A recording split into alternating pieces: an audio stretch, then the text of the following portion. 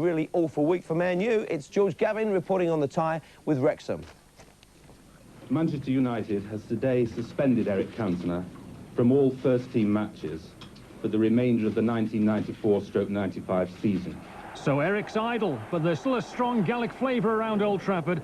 The Welsh Dragon was primed to fan the flames of controversy surrounding Manchester United, and without Cole and Hughes as well as Cantona, the Reds looked as though they might lack a little devil up front. His name was on everyone's lips. Wrexham fans chanted au revoir Cantona. The United supporters sang for his return. Wrexham took just 9 minutes to give the impression that United's torrid week was far from over. Kieran Durkin slipping in for the kill, and Wrexham's first ever goal against Manchester United. They'd met 4 times previously.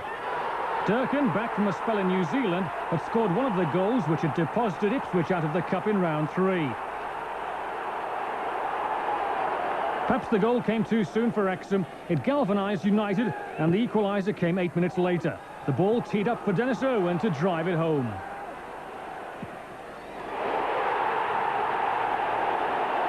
The goal settled United down.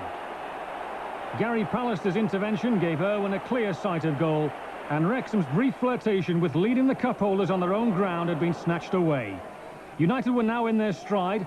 Cantona's storming of the barrier at the Palace a receding memory for the Old Trafford faithful, and Ryan Giggs swept the ball home for the second before the half hour.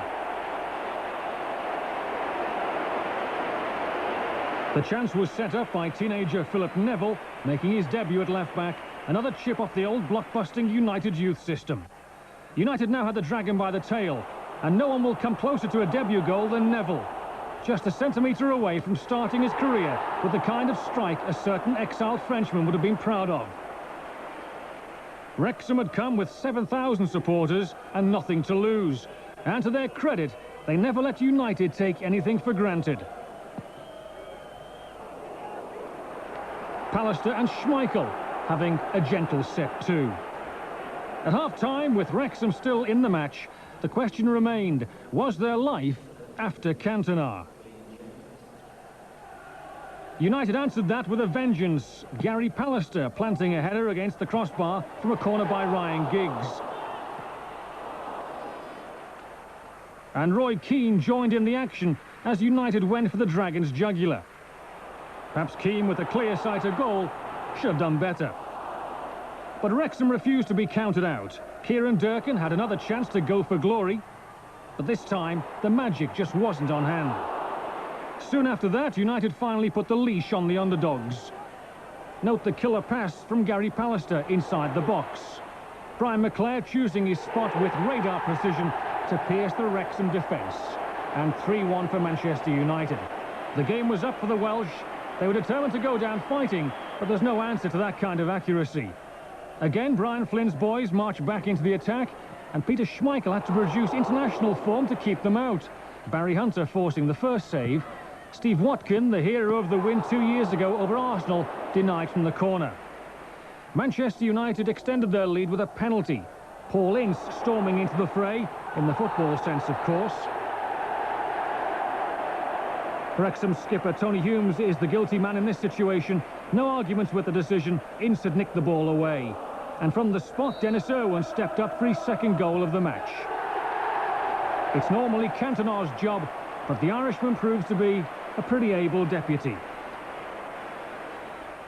Skipper Tony Humes only managed to serve a 2-game suspension by playing a hastily rearranged game in the snow this week.